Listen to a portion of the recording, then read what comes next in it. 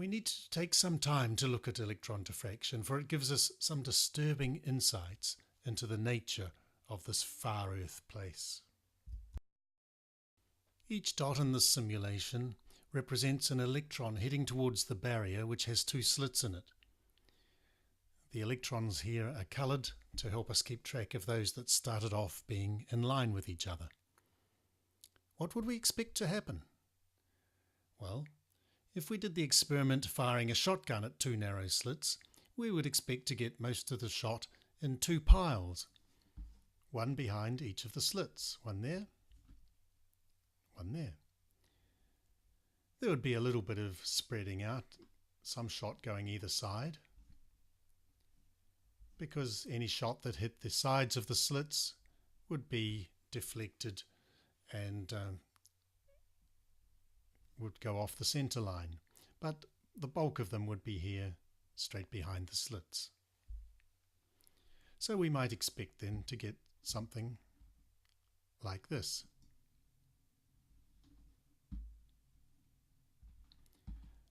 For the shot going through slit 2, we might expect a curve like this one here. Most of them here, and the numbers dropping off as we get further and further away.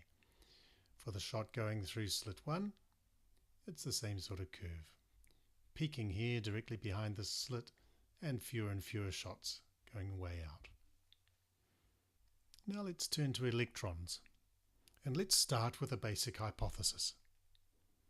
That is, that each electron either goes through slit 1 or it goes through slit 2. Well, that might seem pretty obvious, but let's start with it anyway and see where we go. With that hypothesis then, all the electrons arriving at the detector screen can be divided into two classes, those that came through slit 1 and those that came through slit 2, just like shots. So the observed curve we get from the electrons would then be the sum of the effects of those that came through 1 and those that came through 2. So we would just be adding these two blue curves. We would actually get then this blue curve here.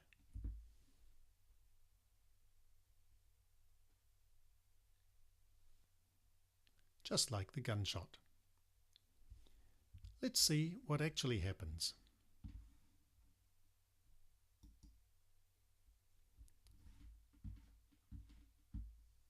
This is looking very like the ripple tank wave interference pattern.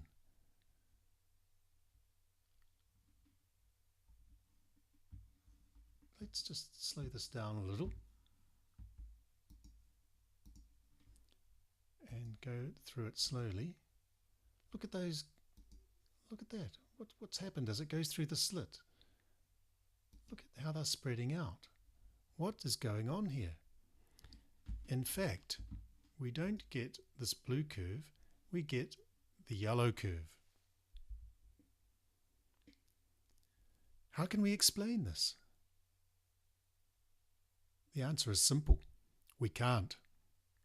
What we can do is describe it, but that is all. For this pattern is exactly the same pattern we get with double slit diffraction of light. So de Broglie must be right. Particles must also be waves. Schrödinger then came up with the wave equations that describe this strange phenomena, and our understanding of far Earth takes a whole new twist. But wait, it gets worse. Because, according to this experiment, on face value, we have to reject our starting hypothesis. In other words, it is not true that electrons go either through slit 1 or slit 2. Because if they did, we would get this blue curve. In fact, we get the yellow one. How weird is that? But before we accept this too easily, let's see if we can test it. Let's spy on the electrons without them knowing it and see where they go. See if they do go through one slit or the other, according to our hypothesis. That has to be far more convincing than making deductions from just distribution patterns that are similar to those we know produced by light. But how can we do it? We will put a light source there. Now, since electric charge scatters light, when an electron goes through slit 1, we will get a flash of light coming from somewhere here. And if an electron goes through slit 2, we will get a flash of light coming from somewhere near here. Now for the test. If we did it, what would we find? Aha! We knew it. We would find that every time our electron detector screen on the right makes a click, we see a flash of light either near slit 1 or near slit 2, but never both. Phew! So we've shown experimentally that our original hypothesis was correct after all. Thank goodness for that. But wait, there's always a catch. If we look at the distribution pattern we get with this modified experiment, it is now the single blue curve. What? When we succeed in watching which slit the electrons come through, we no longer get the yellow interference pattern. If we turn the light off and lose track of where the electrons are, the yellow pattern comes back. How can we make any sense at all of this? It's possible that the explanation for this odd experiment, where the very act of observing alters what we are trying to observe,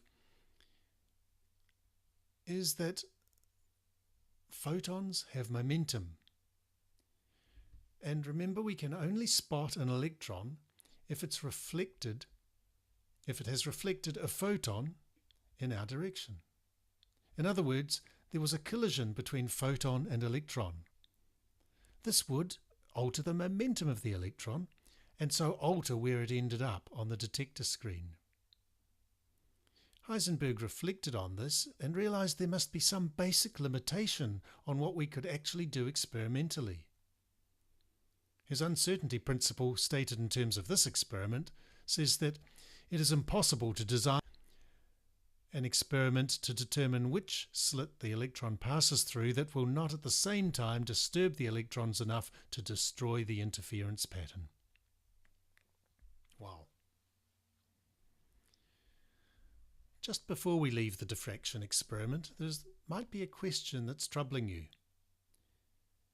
If de Broglie is right, and matter has waves, why didn't the shotgun give an interference pattern?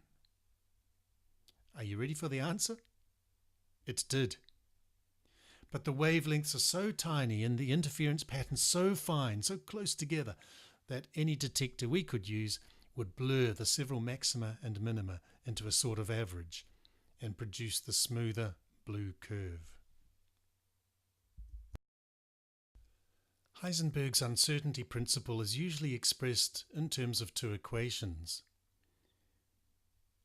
The first one tells us that it is impossible to simultaneously measure momentum and position with complete accuracy. The second one tells us it's impossible to simultaneously measure energy and time with complete accuracy. This uncertainty principle is not just an interesting insight into nature, it is of critical importance to all of the quantum mechanics that Schrödinger and others developed. Listen to Richard Feynman, one of the top later 20th century physicists, talking about this. He says, "The uncertainty principle protects quantum mechanics. Heisenberg recognized that if it were possible to measure the momentum and the position simultaneously with a greater accuracy than his equations give us, the quantum mechanics would collapse. Then people sat down and tried to figure out ways of doing it, and no one could. Quantum mechanics maintains its perilous but accurate existence," says Feynman.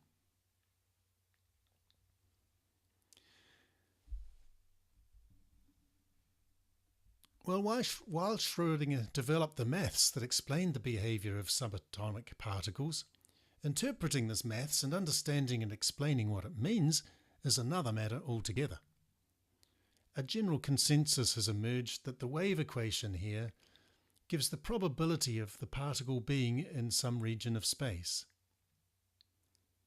But notice this is now in direct contrast to classical mechanics, because in quantum mechanics it is impossible to predict exactly what will happen to some system. Quantum mechanics can only predict the odds, the probabilities of different things happening. And this made several of the pioneers unhappy, such as de Broglie and Einstein. So is quantum mechanics the way ahead for understanding more about far Earth? Or is it really just an elegant mathematical construct that has a fortunate but only passing relationship with physical reality, and it will one day come crashing down? Is the universe really as random as quantum mechanics suggests? It will take many more brave hearts venturing much deeper into the dangerous world of far Earth before we know the answers to these questions.